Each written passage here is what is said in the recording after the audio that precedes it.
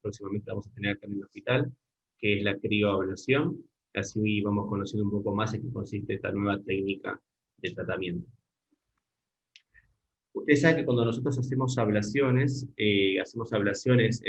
para tratar las taquicardias principalmente, la energía que habitualmente se venía utilizando desde hace muchos años es la radiofrecuencia, ¿sí?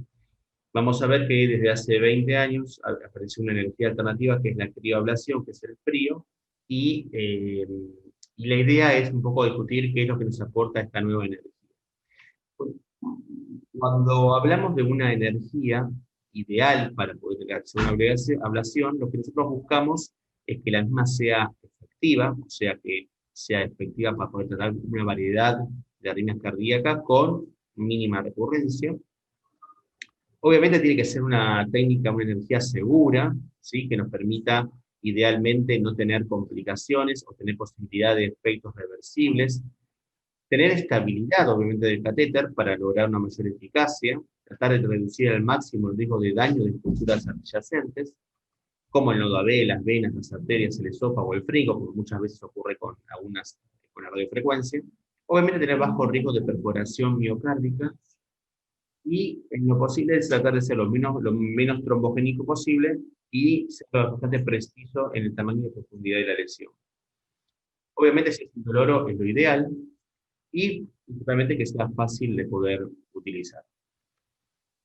Entonces, como yo les dije previamente, nosotros hoy en día tenemos principalmente dos tipos de energías: la crioablación, que utiliza el óxido nitroso, que es frío, y la radiofrecuencia, que utiliza, bueno, ese calor como la forma de tratamiento. ¿En qué consiste la crioablación? La crioablación consiste en una consola, como se observa acá en el número 4, de la cual se conecta un cable eléctrico hacia el catéter para el registro electrocardiográfico, el intracavitario, y un cable umbilical, que es donde va a viajar el óxido nitroso hasta la punta del catéter, como se ve en esta imagen, en donde va a enfriar y congelar el tejido adyacente. Esa congelación es lo que va a generar el daño de la estructura que uno desea eliminar. También, además de tener catéteres convencionales, hoy en día tenemos la posibilidad de tener criobalones que nos permiten ahí, brindar el tratamiento del aislamiento de las venas pulmonares, que vamos a ver más adelante. La consulta, la interfaz que uno tiene es muy sencilla. Uno lo que va a tener es, por un lado, el registro de la temperatura, que va a aparecer acá con el valor de congelamiento, el tiempo de aplicación, la cantidad de oxígeno nitroso que nos queda en el tanque, y las dos formas de aplicación que tenemos, que es el criomapeo y la crioablación, que es lo que vamos a hablar más adelante. La intención de la crioablación como energía es que, a diferencia de la radiofrecuencia, nos permite realizar una instancia que se llama criomapeo. Nosotros habitualmente, cuando trabajamos con radiofrecuencia, las temperaturas que seteamos para aplicar rondan alrededor de los 50 a 60 grados centígrados.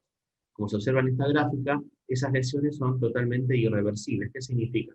Que si uno le da la vía accesoria, por ejemplo, la va a eliminar en forma irreversible, pero si le da el nodo AB, también lo va a bloquear el nodo B en forma irreversible. En cambio, la crioablación nos permite tener dos etapas de enfriamiento. Una que es a menos 30 grados, temperatura a partir de la cual todos los efectos que uno tenga van a ser reversibles. ¿Qué significa? Que si uno daña el nodo AB, uno para la aplicación y automáticamente el nodo AB se va a recuperar. Y cuando uno pasa a temperaturas de menos 75 grados, ya comenzamos a ver los efectos irreversibles de la crioablación. Entonces, la crio nos permite tener este espacio intermedio donde uno puede hacer aplicaciones reversibles y reducir al máximo el riesgo de bloqueo o de daño de estructuras adyacentes nobles del corazón. Fíjense lo que es la lesión de la radiofrecuencia. La lesión de la radiofrecuencia es una lesión que descubre el endotelio, es muy irregular, se genera mucha hemorragia y al dispolverse el endotelio se pueden formar coágulos o trombos en la superficie de la aplicación. Mientras que la crio, como el efecto por congelamiento, genera fibrosis, prácticamente hay poco descubrimiento del endotelio con misma formación de trombos, con lo cual son lesiones mucho más consolidadas y más regulares. La ventaja de la crioterapia, teniendo en cuenta estos puntos, la principal ventaja es la reversibilidad del efecto eléctrico, digamos, en el cual obviamente tenemos menos riesgo de bloqueo AB y predicción de una ablación exitosa sin complicaciones. Además, la crioablación tiene algo que se llama crioadherencia, que es el efecto de la lengua con el helado. Cuando uno congela un tejido, el catéter se pega al tejido y no se desplaza, con lo cual, por más que el corazón se esté contrayendo, el catéter está totalmente estable, mientras que ustedes saben que con el catéter de radiofrecuencia depende mucho de las manos del operador de mantener la estabilidad del catéter. Aparte, como vimos recién, genera lesiones homogéneas, bien marcadas, con lo cual ponemos menos riesgo de dañar estructuras adyacentes, menor riesgo de formación de coágulos, no genera dolor la crio, con lo cual menos disconfort para el paciente, y obviamente que toda la matriz de tejido conectivo queda más intactas y no hay lesiones por quemaduras. Bien. Si uno compara las distintas características de una ablación entre la crio y la radiofrecuencia, vemos que la duración del procedimiento puede ser mayor con la crioablación porque las aplicaciones son más largas, pero la fluoroscopía tiende a ser menor. El éxito primario es parecido entre una y otra, y la recurrencia es levemente un poco mayor en la crio que en la radiofrecuencia, pero con mucho menor riesgo de bloqueos. Bien. La crioablación, como el catéter no se mueve, nos permite aplicar en taquicardia, con muy bajo riesgo de desplazamiento, mientras que en la radiofrecuencia eso no es tan así. Como dijimos, la lesión es mucho más uniforme y regular comparado con la radiofrecuencia, y la lesión no se extiende con el paso del tiempo. Lo que congela, congela. En cambio, la radiofrecuencia, el calor sigue dispersándose y la lesión puede extenderse con el paso del tiempo. El frío tiene crioadherencia, mientras que la radiofrecuencia no. Vamos a ver brevemente en qué puede servir el tratamiento de la crioablación, en qué sustratos. Uno de los sustratos que se diseñó para el tratamiento del uso del frío es el tratamiento del aislamiento de las venas pulmonares. Principalmente tenemos dos estrategias para el aislamiento de las venas pulmonares. Podemos hacer con radiofrecuencia o con crío. La estrategia de la radiofrecuencia, que es la que se viene utilizando hace mucho tiempo, consiste en hacer una punción transeptal, ingresar con un catéter lazo adentro de la vena pulmonar y hacer múltiples aplicaciones focales antrales en torno a las venas pulmonares hasta ver que la vena pulmonar queda aislada eléctricamente. Y recuperar obviamente el ritmo sinusal, ¿no? Ahora, el paciente, cuando uno usa la estrategia de crío-balón, es un poco una estrategia que es mucho más sencilla técnicamente. Uno hace una punción transeptal y lo que va a hacer es ingresar con un balón, lo impacta hacia la vena pulmonar, congela a menos 40 grados idealmente, y con una sola aplicación aísla totalmente las venas pulmonares.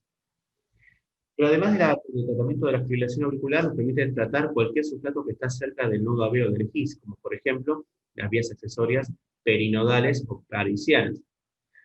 Acá vemos un caso que tuvimos en el hospital, en el Garrahan, en el cual un paciente con un Wolf anteroseptal, aplicamos criomapeo y vemos cómo la precipitación a los pocos segundos desaparece. Fíjense que en el catéter se ve perfecto auriculares y ventrículos, y fíjense en la radioscopía dónde estaba el catéter de ablación. Estaba paralelo al catéter de His. Si acá hubiésemos aplicado radiofrecuencia, hubiésemos tenido un alto riesgo de bloqueo AB completo. Pero también una taquicardia en la cual está cercana al nodo AB son las taquicardias por reentrada nodal. Si ustedes recuerdan que es una micro reentrada en la cual participa tanto la vía rápida y la vía lenta del nodo AB. Estas se pueden tratar con radiofrecuencia, con un buen margen de seguridad. Sin embargo, el riesgo de bloqueo AB completo está debajo del 1%. La taquicardia especialmente son taquicardias que tienen una R' en B1 y una S en B6, o ausencia de onda P. Fíjense en este caso qué interesante, hablando de la reversibilidad del efecto. En una ablación de una reentrada nodal por crío, fíjense que durante la aplicación se produce bloqueo AB completo. ¿Ven? Múltiples aurículas con los ventrículos disociados. En este paciente se para la aplicación y a los pocos segundos vuelve a estar conduciendo 1 a 1. Si esto se hubiese hecho con radiofrecuencia, hubiese continuado con bloqueo AB completo el paciente. Otra taquicardia que también está cerca del sistema de conducción del nodo AB es el JET, la taquicardia ectópica del amión, que se caracteriza por ser un foco perinodal o periciano que generalmente se manifiesta con el auricular ventricular. Más claro de electro con JET, fíjense como una taquicardia irregular, con P disociadas, y de vez en cuando capturas sinusales. Esto es diagnóstico de certeza de JET. Este es un caso que tuvimos también en el Garrahan, fíjense, un paciente con JET con las P disociadas, taquicardias irregulares. Aplicamos crioablación. Fíjense en el catéter de ablación cómo estaba todo la aurícula y el ventrículo fusionado, y de golpe corta el jet, se pone sinusal y aparece aurícula y aurícula y ventrículo. Esta es la posición de catéter, es una posición más medio septal, no tan parisiana. Y para finalizar, podemos decir que los beneficios de la crioablación es que permite aplicaciones reversibles, menos riesgo de daño de estructuras nobles, sobre todo del nodo de venas coronarias. La crioadherencia nos permite limitar el especiamiento e inclusive tratar al paciente de taquicardia. El criobalón requiere una curva de aprendizaje mucho más rápida que la radiofrecuencia. La tasa de eficacia es similar a la radiofrecuencia con una recurrencia levemente mayor, que a medida que pasa el tiempo y mejorando las técnicas de crioablación, ya la recurrencia se está asemejando bastante al tratamiento con radiofrecuencia. Bueno, muchas gracias.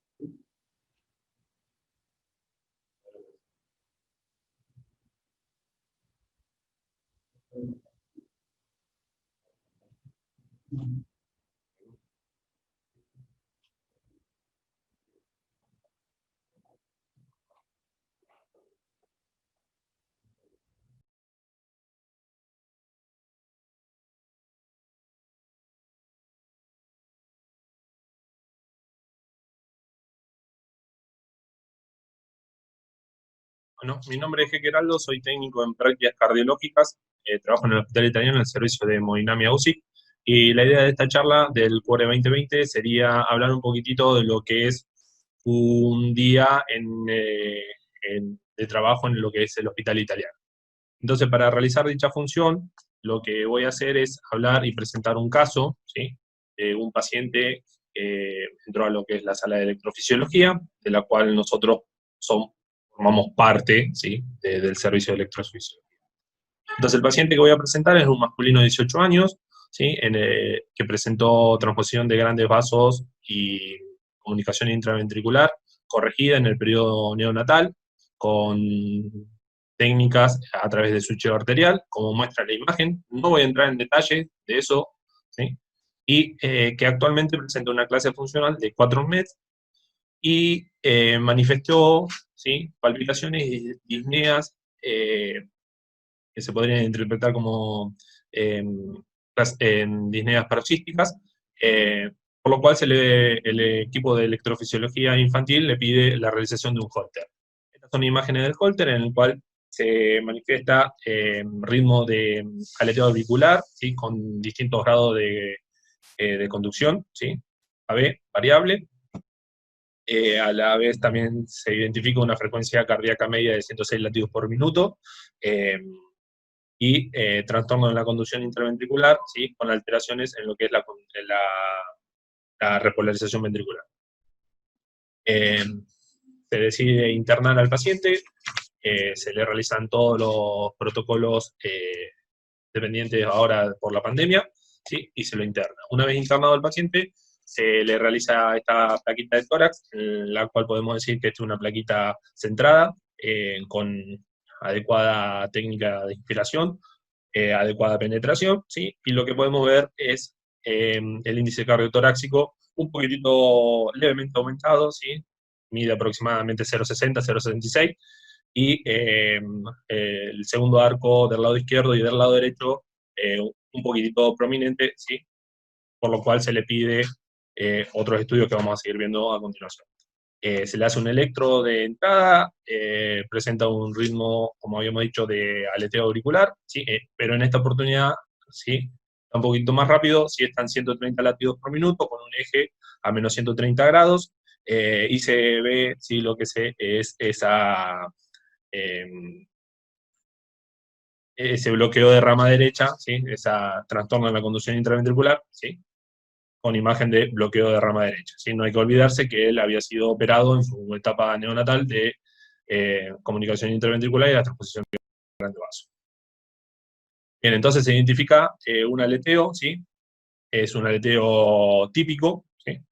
El aleteo típico es istmo cabo tricupido dependiente, por los cuales se ven, ¿sí?, ondas F de aleteo, ¿sí?, en cara posterior, pero en cara inferior bien negativas, ¿sí? En lo que es D2, D3 y ABF. Se le realiza un cateterismo pediátrico, el video, ponemos a reproducir, en el cual se identifica, ¿sí?, estenosis moderada de ambas ramas de la arteria pulmonar, como muestra la imagen. Se la balonea, ¿sí?, siendo parcialmente efectivo, ¿sí?, se le realiza lo que es el test de compresión coronario, siendo negativo. Al día siguiente se decide pasar al paciente a lo que es la sala de electrofisiología. Acá me voy a detener un poquito. El paciente entra a la sala de electrofisiología, de la cual nosotros, técnicos en prácticas cardiológicas, formamos parte, ¿sí? Con una frecuencia de 30 latidos por minuto, saturando al 100%, con una presión arterial normal de 12, o sea, 120-80. El paciente está en un estado vigil, reactivo, orientado en tiempo y espacio, hemodinámicamente estable, bien perfundido, ¿sí?, afebril, con buena mecánica ventilatoria, ¿sí?, sin ruidos respiratorios agregados, con un hematocrito del 40%, los glóbulos blancos levemente aumentados, ¿sí?, 15.000, un poquito más de 15.000, y plaquetas de 245.000. El ionograma en condiciones normales. En la sala de electrofisiología lo que se desarrolla es una tarea multidisciplinaria, ¿sí?, ya que en este procedimiento intervino el personal de anestesia, ¿sí?, nosotros como técnico en prácticas cardiológicas y el equipo de electrofisiología más el equipo de electrofisiología infantil, ¿sí? Entonces, nivel ingresado al paciente, lo que se decide hacer es la colocación de los parches, ¿sí?, del mapeo, ¿sí?, para una reconstrucción de lo que es la aurícula derecha. Estos parches se conectan en distintos lugares del pecho y de la espalda, ¿sí?, como muestran en la imagen, uno en el pecho, uno en cada lateral, ¿sí?, y dos en la espalda.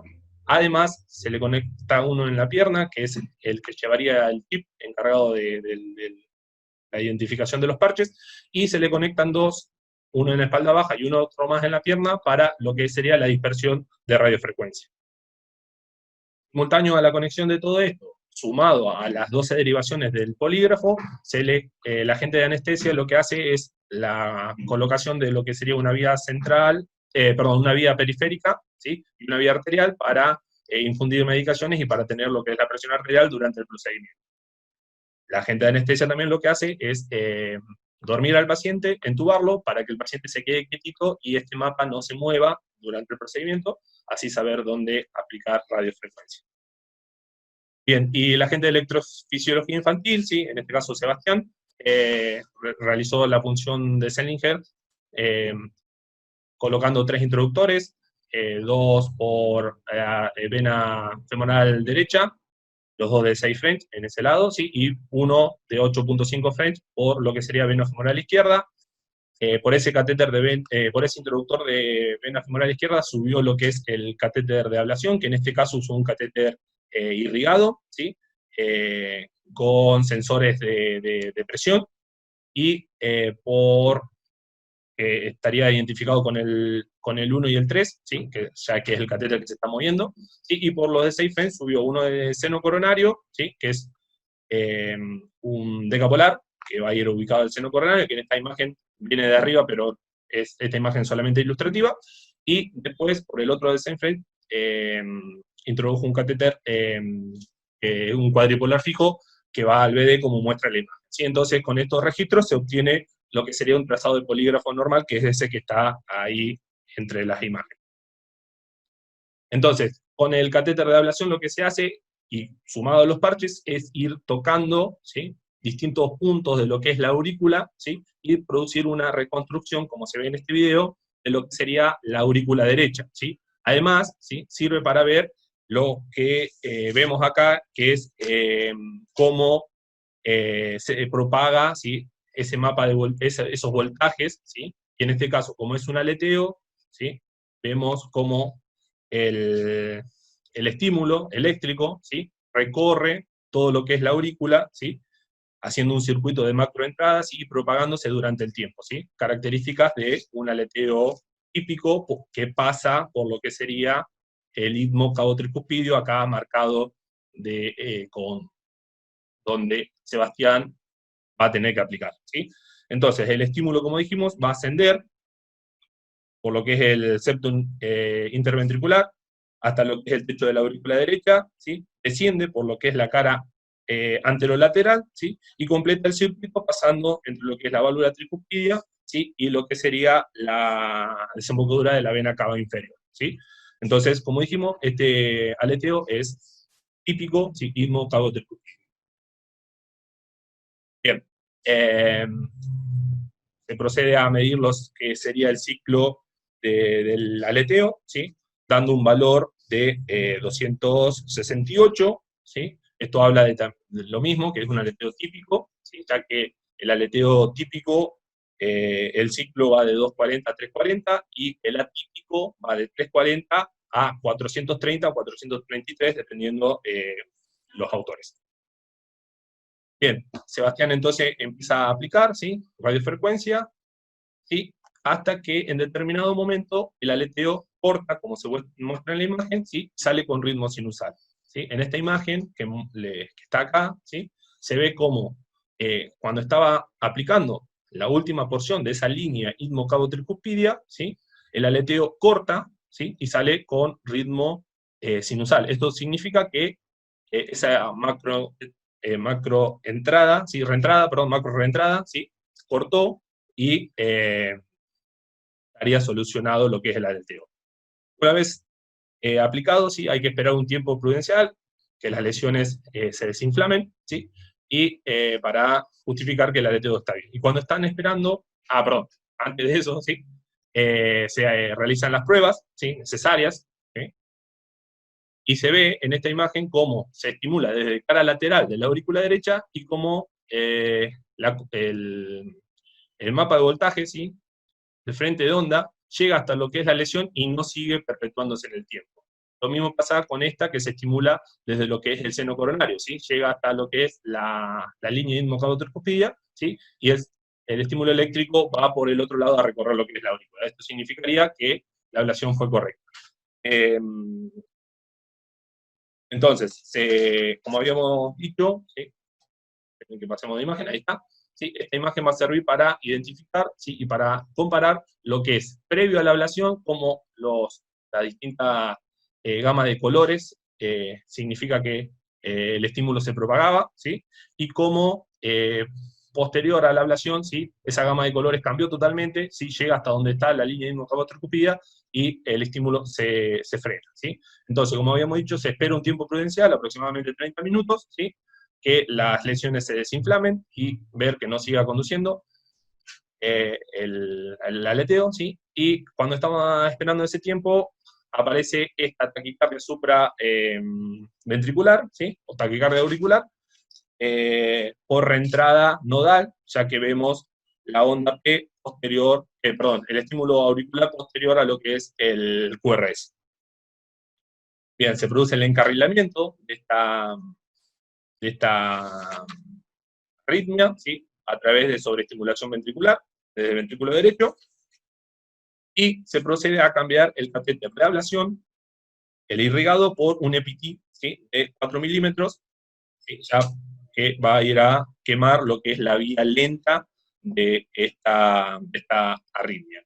Simultáneo a esto, se localiza y se mide lo que es el ADGIS, ¿sí? En este caso da un AH, ¿sí? De 57, siendo normal entre 60 y 125, y da un HB, ¿sí? De 50, siendo normal entre 30 y 55. Entonces estaríamos en condiciones normales, se identifica, se lo vuelve a reconstruir la aurícula derecha, se marca, en este caso con pelotitas amarillas, dónde estaría el haz de His, ¿sí? Y se procede a buscar con el catéter de ablación la vía lenta de esta taquicardia supraventricular, y se le aplica radiofrecuencia y se la quema, ¿sí?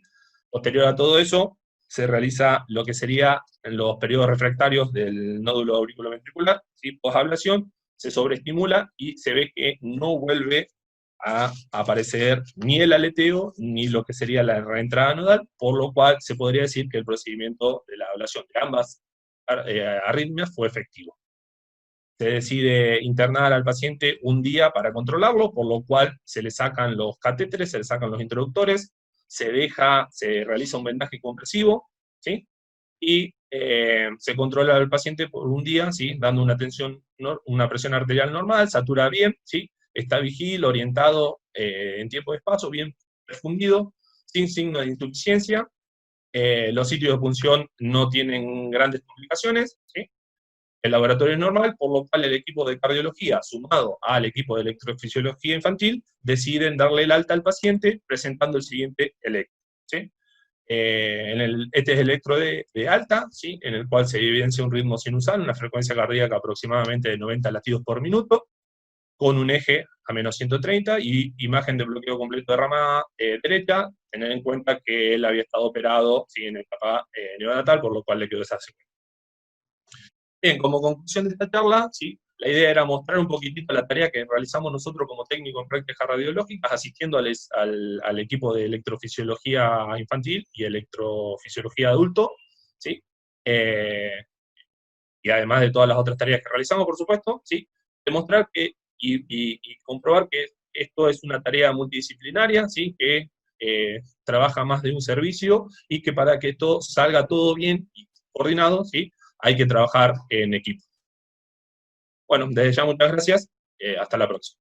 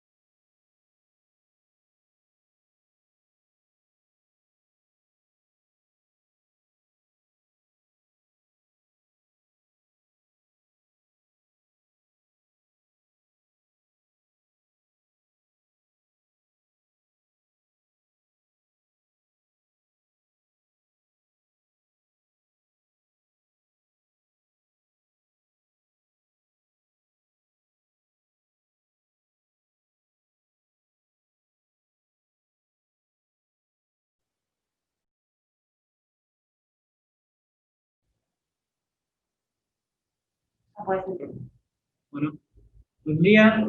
Mi nombre es Sancho Bustamante Santiago, fellow de electricidad. Esta charla la tenemos en conjunto con el doctor Marco Rivera.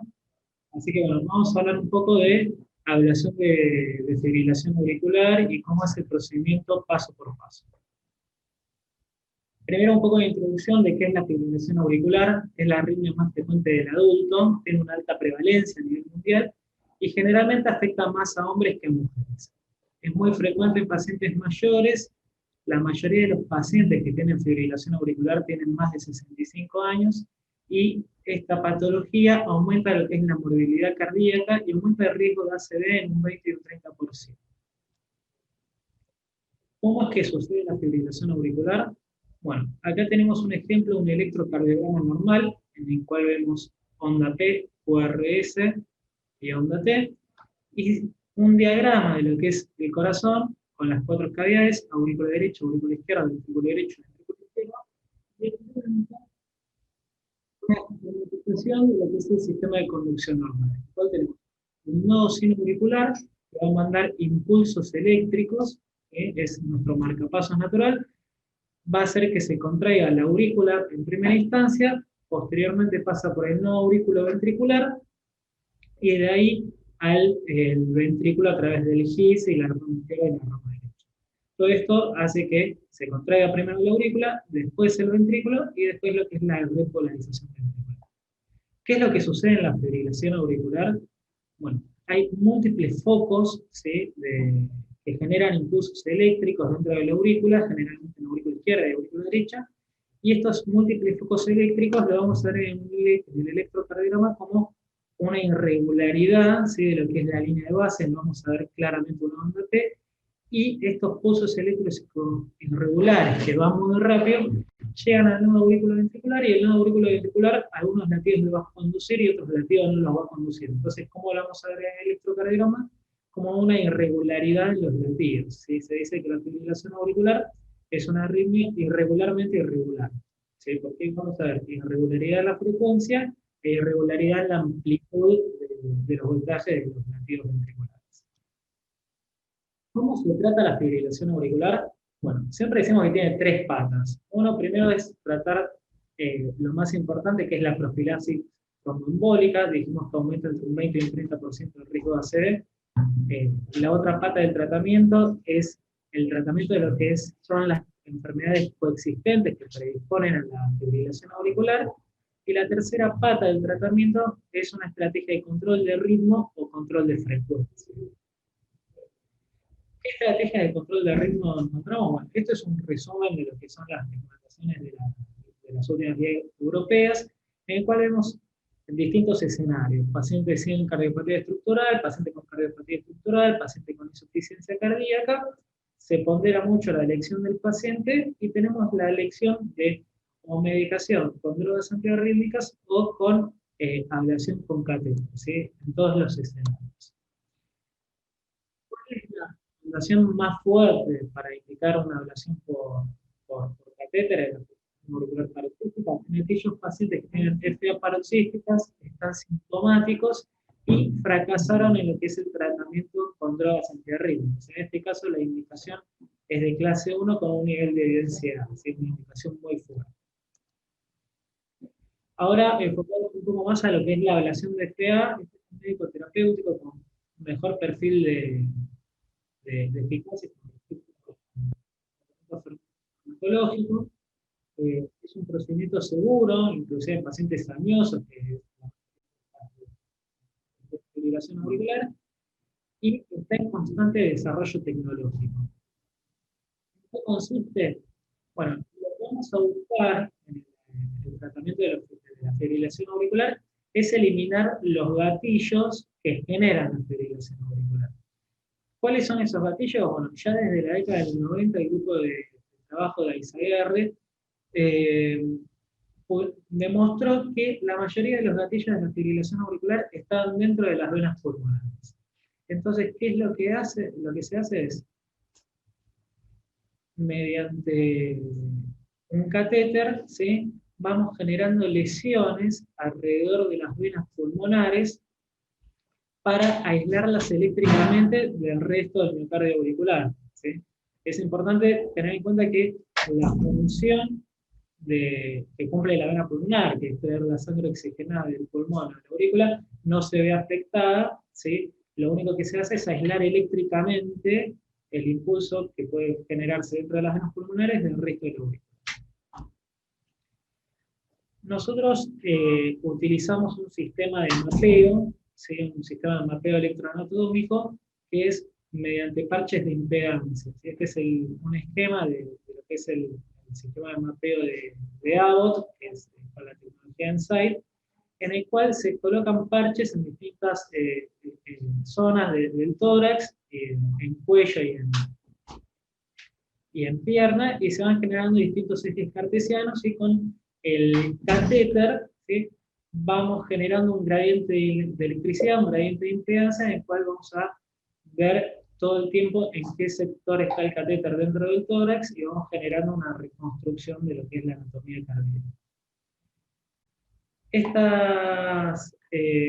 Estos procedimientos nosotros los hacemos con anestesia general. ¿Por qué? Porque tenemos que pasar de lo que es la aurícula derecha a la aurícula izquierda mediante una punción transeptal, que ahora vamos a explicar un poquito cómo es que se hace.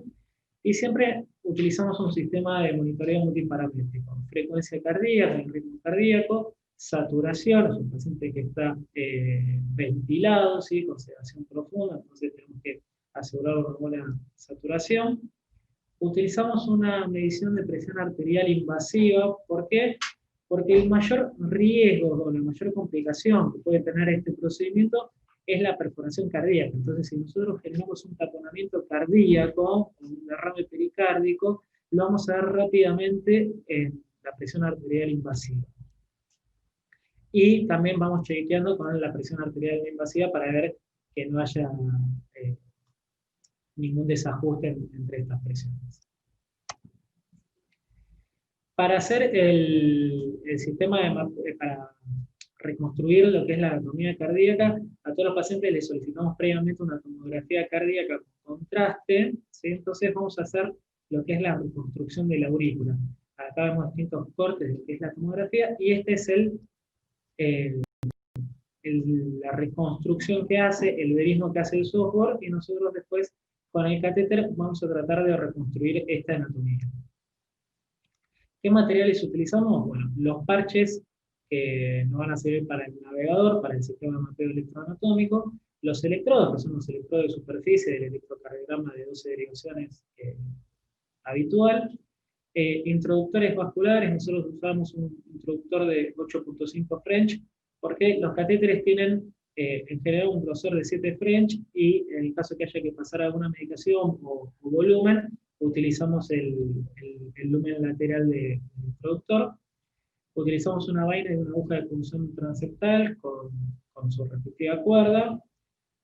Los catéteres que utilizamos, vamos a utilizar un catéter de ablación, irrigado en este caso, y un catéter de registro, que le usamos un catéter circular tipo lazo.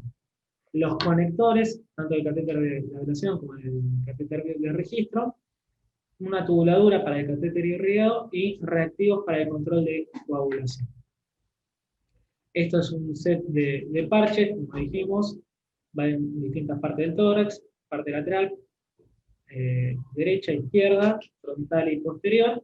Superior va en el cuello y el inferior va en la pierna izquierda. Este es un set, un introductor de 8.5 French, que viene con la cuerda y con la aguja de punción. Y este es el set de punción transeptal. El set de punción transeptal va a estar involucrado por una vaina de Mullins, el dilatador y la aguja de Brockenburg. Es importante, ¿sí?, saber que esta aguja de Brockenburg tiene un testigo que nos va a marcar para qué lado está apuntando el filo, la aguja de la aguja propiamente dicha. Así sabemos en qué posición estamos con el catéter. Esto es un poco lo que es la preparación de la mesa. Vamos a ver en esta preparación la vaina, el dilatador y la aguja. Primero hacemos un flash de lo que es la vaina. Una vez que hacemos el flash de la vaina, pasamos el dilatador. Y una vez que pasamos el dilatador, pasamos la aguja. Es importante, nosotros siempre hacemos primero un flash de la aguja, después cargamos la aguja con la jeringa con contraste iodado, y es importante que no quede ninguna burbuja. ¿Por qué? Porque nosotros nos vamos a estar manejando dentro de lo que son estructuras izquierdas, en la aurícula izquierda. En caso de que pase una burbuja de aire, hay riesgo de un embole aéreo, ¿sí? Entonces, para evitar esas complicaciones es importante que no quede ninguna burbuja dentro del sistema. Este es un diagrama de un ejemplo del catéter de registro tipo lazo. Es un catéter duodecapolar, vamos a tener 10 dipolos, ¿sí? Y este es el catéter de ablación, es un catéter de ablación irrigado con sensor de contacto. ¿Qué significa que sea sensor de contacto? Que nos va a decir con cuánto gramaje nos estamos apoyando en distintas estructuras. Esto aumenta lo que es la seguridad del procedimiento y también la eficacia. ¿Sí? Si nosotros conseguimos un buen contacto, vamos a tener una buena lesión. Esta es la consola de ablación, ¿sí? Y esta es la consola de irrigado, que es el Cool Point, en el caso de la empresa de Abbott.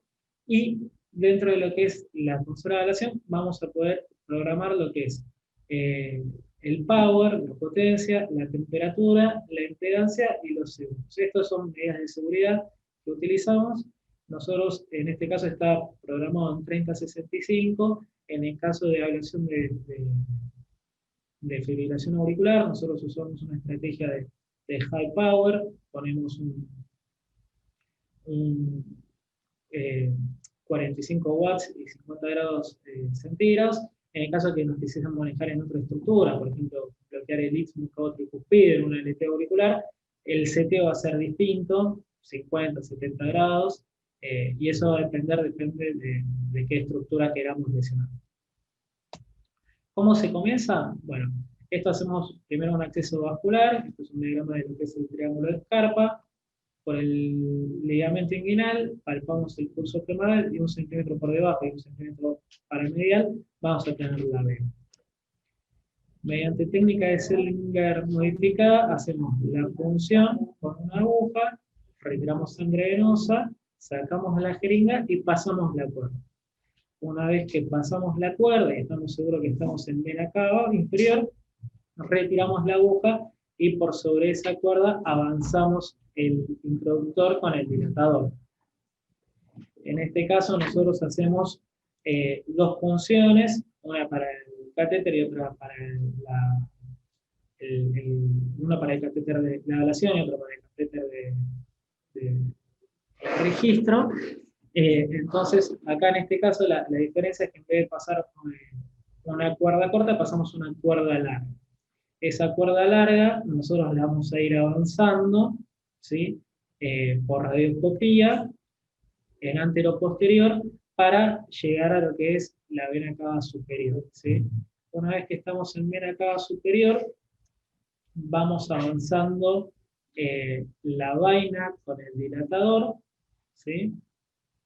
Avanzamos la vaina con el dilatador hasta llegar a donde está la cuerda. Todo esto lo hacemos guiado por radioscopía para ver que no se mueva la cuerda y estar avanzando seguro siempre sobre cuerda para no dañar. Una vez que, paralelo a esto, lo que vamos haciendo es, estos son catéteres irrigados, entonces lo que vamos a hacer es el purgado del sistema. Es importante, nuevamente, que no quede ninguna burbuja. Entonces, lo que hacemos es, desde la tubuladura hasta el catéter, vamos viendo que no quede ninguna burbuja en el sistema. Una vez que estamos seguros de que no quede ninguna burbuja en el sistema, avanzamos el catéter y lo posicionamos en la zona donde queramos, ¿sí? Acá estamos avanzando el catéter de ablación, y como ven tenemos la vaina con el dilatador y la cuerda por dentro, y la aguja lista con la jeringa, ¿sí? Para, una vez que queramos hacer la caída, retiramos la cuerda y avanzamos la aguja. La subida de la vaina y de la cuerda la hacemos con radioscopía en posición antero-posterior. Para hacer la punción transeptal, cambiamos la imagen a oblicuo anterior izquierda. ¿Por qué? Porque el oblicuo anterior izquierda nos va a dar una imagen, nos va a desplegar las aurículas, ambas aurículas, en un sentido lateral, ¿sí? Entonces nos va a poder dar desplegar en el medio de la imagen lo que es el septum interauricular. Entonces, lo que vamos a ver ahora en un video es, con la vaina de punción transeptal, vamos a bajar desde vena cava superior, vamos a notar un primer resalto, que es la caída de la vena cava superior a la aurícula derecha, y un segundo resalto, que es la caída de la aurícula derecha a la fosa oval. Una vez que estamos en la fosa oval, vamos a avanzar la vaina con el dilatador, sin presentar la aguja, para hacer tenting. El tenting es sobre la fosa oval, vamos haciendo presión y vamos a ver que sea una zona delgada, ¿sí? Para poder hacer la punción en una zona más delgada. Entonces acá vemos cómo se hace la caída. Esta es la segunda caída, en la cual vemos que estamos posicionados sobre la fosa oval. Esto lo hacemos guiado también con ecocardiograma transesofágico. Acá pueden ver, esta es la aurícula izquierda y la aurícula derecha, y el septum interauricular, y se ve como con el catéter estamos haciendo el tenting, ¿sí? Con la vaina de punción transeptal. Una vez que estamos en una zona segura, avanzamos la aguja y hacemos la punción transeptal. Una vez que tenemos el acceso a aurícula izquierda, es importante pasar heparina, ¿sí? Para evitar la coagulación, para evitar que se formen trombos, y avanzamos la cuerda para posicionar en un lugar seguro, en este caso la vena pulmonar izquierdo. Por el lugar donde hicimos la punción, vamos a avanzar el catéter irrigado, y una vez que tenemos el catéter del lado izquierdo, vamos a avanzar nuevamente la vaina con el dilatador sobre la cuerda, y una vez que estamos con la vaina del lado izquierdo, retiramos cuerda y avanzamos el catéter diagnóstico. Una vez que ya estamos del lado izquierdo, vamos a hacer lo que es la reconstrucción de la aurícula izquierda, ¿sí? Acá vamos a utilizar el verismo que hicimos con la tomografía, que nos va a servir como guía para ir buscando el lugar de los sitios de interés. Importante buscar vena pulmonar superior izquierda, vena pulmonar inferior izquierda, la orejuela, poder discriminar estas dos estructuras, ¿sí? Y lo que se va generando es un mapa de voltaje, se puede hacer un mapa de activaciones también, y en este caso, con el catéter de ablación, ¿sí? Vamos viendo, esto es un mapa de voltaje en el cual lo violeta va a ser tejido sano, y ya en distintas zonas de bajo potencial vamos a ver tejido gris y una gama de colores que va desde el violeta hasta el rojo, siendo violeta lo más amplio, pasando hasta rojo, y posteriormente gris, que va a ser una escala. Si se fijan acá, vamos a tener lo que es el sensor de contacto, ¿sí? Que les había comentado previamente. El sensor de contacto nos va a decir con cuántos gramos nos estamos posicionando en cada zona. Con la aplicación de radiofrecuencia, vamos a ir recorriendo con el catéter y aplicando incisiones de radiofrecuencia alrededor de los órganos de las venas pulmonares para tratar de desconectarlas eléctricamente. Ahí es una explicación de cómo vamos, una vez ya realizado el mapa, vamos aplicando las lesiones, siempre buscando una buena fuerza de contacto. Vamos aislando todas las venas, ¿sí? Este es el mismo gráfico, la misma imagen. Y a medida que vamos colocando las lesiones, el bioingeniero nos va marcando los lugares donde nosotros ya aplicamos energía, ¿sí? Una vez que coordinamos lo que es el aislamiento de las venas pulmonares, tenemos que ver que no haya quedado ningún gap, ningún sitio donde no haya sido aplicada la lesión, ¿sí? Mientras más precisos seamos y más meticulosos seamos en generar una lesión circunferenciada sobre el óseo de las venas pulmonares, mayor eficacia y menos tasa de residuo vamos a lograr.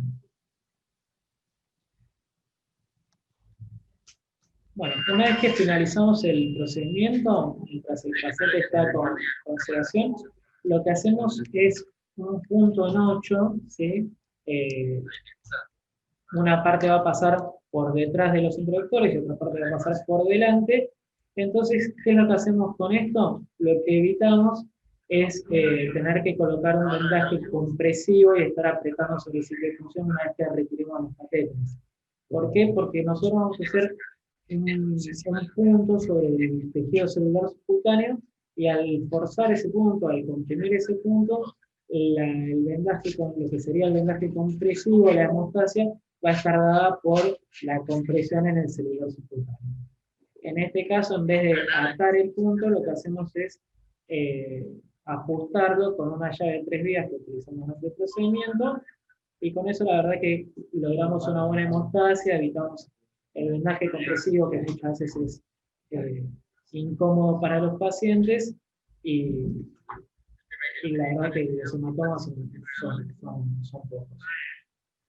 Así que bueno, esto fue lo que es la ablación de fibrilación auricular, paso por paso. Espero que les haya servido y muchas gracias.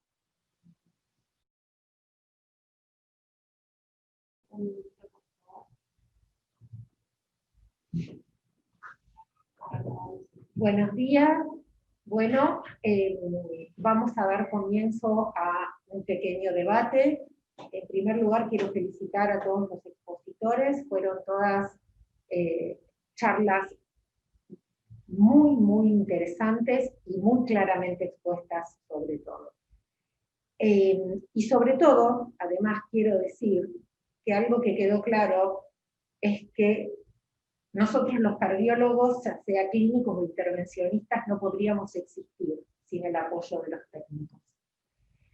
Así que para mí además es una gran alegría estar aquí con ustedes. Tengo dos preguntas. Una es para Claudio. Claudio, fue muy interesante ver cómo mostraste el protocolo de atención a los pacientes pediátricos. Ustedes, digamos, en pediatría para los pacientes, ¿hisopan a todos? O sea, que ustedes hacen tantos procedimientos de distintos tipos. Bueno, los pacientes ambulatorios se les realiza un doble triage, uno en la recepción, cuando el paciente se ingresa, y el otro lo realizamos nosotros en el consultorio antes de realizar el estudio. Los pacientes que se realizan procedimientos invasivos, se les hace un hisopado, y los pacientes internados también ya llevan su hisopado. Ok, perfecto. Bueno, y mi segunda pregunta, antes de darle lugar a Patricio y a la audiencia, es para Santiago. Santi, súper interesante tu charla. En pediatría habitualmente no vemos la fibrilación auricular, así que yo te quería preguntar, después de una ablación, ¿cuál es el porcentaje de recurrencia y de qué depende, si eso está estudiado? Bueno, el porcentaje de recurrencia, dependiendo de los tipos de trabajo, suele ser entre 60 y 70% al año. En el caso que se haga un segundo intento, una segunda evaluación, ese porcentaje puede aumentar el 80%. ¿De qué depende? Básicamente de lo que es las características basales del paciente. Si el paciente está mucho tiempo en FA, si la FA es paroxístico, persistente, con la fibrilación auricular previamente, y si la aurícula es una aurícula sana o una aurícula enferma. Si nosotros conocemos una aurícula que tiene muchas zonas de escala, muchas fibrosis, eso ya nos da una pauta de que los gatillos, puede tener gatillos de fibrilación auricular que excedan lo que son los gatillos clásicos que están dentro de las enfermedades. Esos pacientes tienen más chance de recidivar y bueno, en un segundo caso tendría que buscar y a tratar distintos trigos. Puede ser aislamiento de lo que es la pared posterior, algunos hacen bien al superior, hay un montón de estrategias. Lo que mejor resultado tiene son pacientes con FA paroxística, que bueno, hay algunos suponen que el gatillo está dentro de las pulmonares y si no es bien meticuloso en no dejar de montar sin generar una visión, bueno, ahí uno supone que va a tener un mayor éxito. Muchas gracias. Patricio. Bueno, buenos días a todos. Nada, primero agradecerle la participación a los oradores y a la coordinadora Mariana Chico. Para mí es un honor compartir una mesa con ellos, que son colegas y amigos después de tantos años. Y nada, voy a tratar de continuar con las preguntas. En realidad tengo una para cada uno, pero para los que todavía no les pregunté, primero a Aldo le quería preguntar si en el procedimiento que él mostró, que presentó, era un procedimiento con mapeo electroanatómico y se realizó con anestesia general. Preguntarle si es algo de rutina que este tipo de procedimiento se haga con anestesia general y si es así, ¿por qué? Bueno, buen día. En cuanto a lo que es anestesia, todo lo que son los pacientes pediátricos habitualmente se realizan con anestesia general. Y la mayoría de los casos de los pacientes adultos también se realiza anestesia general. El objetivo de la anestesia es más que todo para que el paciente se mantenga quietito, porque por ahí, bueno, en una parte de la charla lo traté de explicar muy rápido, es para que no se muevan el mapeo, para que no se distorsione esa reconstrucción tridimensional. Así que en la mayoría de los casos se utilizaría lo que sería la anestesia general. Pediátricos más que todo, porque es un procedimiento mucho más largo, más complejo. Los adultos, por ahí en algunos casos se podría hacer sin anestesia. Bien. También quería aprovechar para preguntarle al doctor Maldonado, después de todos los beneficios que mostró que tiene la crioablación sobre la radiofrecuencia, si considera que es una tecnología que es una posible tecnología de reemplazo con respecto a la radiofrecuencia, o si son tecnologías que están aparentemente destinadas a coexistir. Bien, no, yo creo que la segunda opción, o sea, creo que la CRIO viene a sumar, porque a pesar de todos los beneficios de la CRIO, la radiofrecuencia es una energía muy eficaz, muy buena, y la maniobrabilidad del catéter, digamos, uno tiene que usar un catéter de radiofrecuencia, son mucho más amigables con el operador que el catéter de CRIO, que son catéteres que se congelan, son como lanzas, que es mucho más tonto para usar y es curva unidireccional. Entonces, cuando uno tiene que utilizarlo con anatomías complejas, cuando uno tiene que entrar por abordajes diferentes a los factores de la aurícula derecha, ya es un catéter que se hace poco amigable para usar. Entonces, claramente me parece que la CRIO, que es la CRIO focal, viene principalmente para dos sustratos, para quedarse. Para todos los sustratos perinodales y pericianos, incluido la retranodal, probablemente en el futuro se haga casi todas con CRIO. Y para algunas ablaciones de localizaciones laterales derechas, donde la estabilidad de catéter es muy difícil y la activa adherencia ahí te viene a ayudar. Y después el criobalón, que claramente el criobalón vino para quedarse y para, en necesidades paroxísticas, estar quizás estabilizado como complemento de la radiofrecuencia. Pero no para reemplazar la radiofrecuencia, porque por ejemplo las vías izquierdas, las vías posterior derechas, todas esas vías se siguen haciendo por radiofrecuencia, y claramente el efecto beneficioso con muy bajas complicaciones, con catéteres con inclusive las relaciones de TV, las anatomías son más complejas. El catéter de radiofrecuencia te permite llegar muy fácilmente a todo el punto, porque el catéter de CRIO, siendo muy direccional y duro, no es tan sencillo. Con lo cual me parece que viene a sumar y no a reemplazar. Claro. ¿De tiempo estamos bien como para hacer algo? Sí, unos 5 minutos más podemos. Bueno, ¿No? con respecto a los temas, ya que estamos hablando de crioablación, el doctor Santiago nos estuvo comentando un poco del procedimiento que se hace en ablación por radiofrecuencia para los pacientes que tienen edad.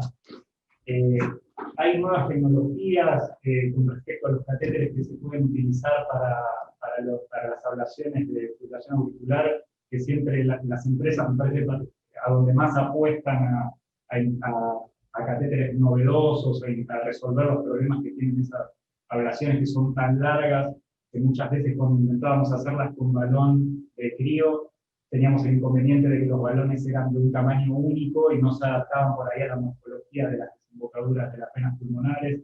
Hay nuevas tecnologías, avances en este sentido en ablación de fibrilación auricular. Dentro de lo que es la ablación de fibrilación auricular, lo que se está haciendo actualmente son, dentro de lo que nos mapeos de alta densidad. Alta densidad es alta densidad de puntos, y para conseguir una alta densidad de puntos se utilizan catéteres multipuntos. De carto, que es muy maniobrable, puede ser con facilidad, y te dan una alta definición, recolectar puntos, miles de puntos en minutos, ¿sí? Y después está el catéter de lado, que es el HBG, que es una paleta que tiene esto te facilita en el sentido de que puedes hacer un mapa de alta densidad, puedes hacer un mapa de voltaje muy rápido, un mapa de presión muy rápido, y mientras más precisión tenés, más preciso. Mientras más puntos tenés, más preciso sos, mientras más preciso sos, más eficaz sos. Eso es muy bueno. Buenísimo. Yo quería, si tenemos un minutito más, salir un poquito de la parte invasiva y voy a hacer una pregunta aquí, le voy a hacer una pregunta a Claudio, más clínica de pediatría. Claudio, siempre decimos que un chico no es un adulto pequeñito. Vos tenés mucha experiencia en ergometría con chicos. ¿Cuál es la frecuencia cardíaca máxima que vos utilizás como parámetro en pediatría para detener o para una prueba de un paciente normal? Bueno, usando el protocolo de Bruce, tratamos de que lleguen al 100%, sobre todo cuando son pacientes entrenados. Viniendo este año en el contexto del COVID-19, hemos notado que la capacidad funcional de los pacientes que hemos hecho hasta ahora, 2 meses, ha bajado mucho. Y la frecuencia cardíaca basal ha aumentado por lo menos un 20-30%. Claro, hablando de la falta de entrenamiento y la falta de deporte durante todo el año. Y quería hacer un comentario del caso que presentó Aldo, y quería realmente felicitarte una cosa, recalcar, que vos presentaste un paciente que tiene hoy 18 años, un aleteo auricular, y que había sido operado en la primera infancia para corregir una disposición de grandes vasos y cernomasterios. Y este es un caso, presentaste un caso paradigmático, Aldo, porque a largo plazo sabemos que la principal morbilidad e incluso a veces mortalidad de los pacientes corregidos en la edad pediátrica son las arritmias. Y mostraste que antes de abordar el aleteo auricular, quedó muy claro en tu secuencia, se hizo un cateterismo para ver cómo estaba hemodinámicamente el paciente, que es algo que se suele hacer en pediatría. Cuando aparece una arritmia, primero ver si hay un sustrato hemodinámico que la esté produciendo, y bueno, y ustedes actuaron, entonces mostraste muy claramente como primero... Claro, sí, es un cateterismo, no lo hicimos nosotros personalmente, o sea, nuestro equipo, lo hizo el equipo de hemodinámica pediátrica. Sí, fue un cateterismo en el cual creo que se evidenciaba una estenosis de ambas arterias pulmonares y se lo valoró, siendo parcialmente efectivo. Muy bien. Así que sí es un paciente que pasó por varios circuitos dentro de lo que es cardiología, porque tuvo consultorio externo, previamente estuvo todo lo que es la cirugía, la transfusión de los grandes vasos, el CIB, así que es un paciente que conoce los distintos sectores del hospital. Todos los servicios. Se operó, después tuvo una arritmia, después se medicó, así que, y la verdad que celebro esta reunión en conjunto, porque se estima que para el año 2030 va a haber más adultos que chicos con cardiopatías congénitas, gracias a la mejora de las técnicas quirúrgicas. Así que cada vez va a ser más frecuente para quienes trabajan con adultos ver pacientes adultos que fueron corregidos en la batería. Bueno, queremos hablar un poquito. Muchas gracias. ¿Tenemos unos segundos más o hacemos?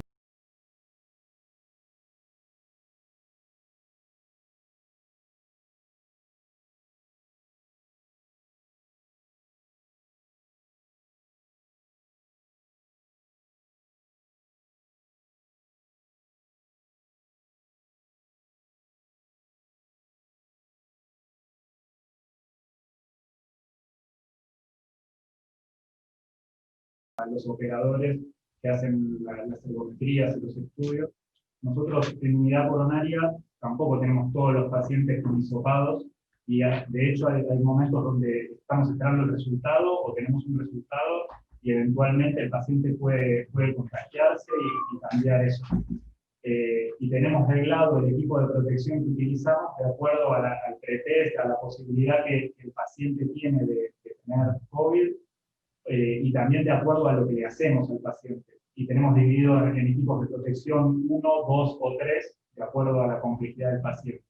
Ustedes en pediatría usan una protección máxima continuamente, o la regulan de acuerdo al tipo de paciente que van a estudiar y al estudio que le tienen que hacer. Bueno, en principio usamos un intermedio entre el FP2 y el 3 por una cuestión de, primero por recomendación de la jefa de infectología, que vino a charlar con nosotros en el consultorio. Segundo, porque el espacio es chico, y principalmente porque el paciente realiza la prueba ergométrica sin barbijo, con el consecuente riesgo de alguna aerosolización o alguna eliminación de algún fluido, ya sea por transpiración o por tos, sea. La proximidad que tenemos del equipo con la cinta, entonces decidimos, con la jefa de la sección, tomar el máximo de los recaudos hacia nosotros que somos los operadores. Muy bien, y eso para las ergometrías, que son procesos que, ahora para colocación de un holter, hacemos un triage y no usamos equipo de protección 3.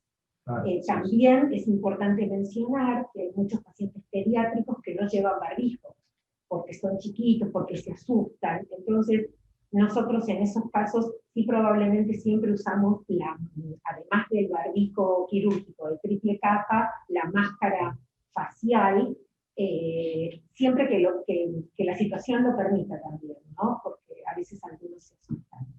Pero, digamos, no es el equipo de protección personal 3 para toda la atención de consulta. Muy bien, cortamos. Muchas gracias. Gracias.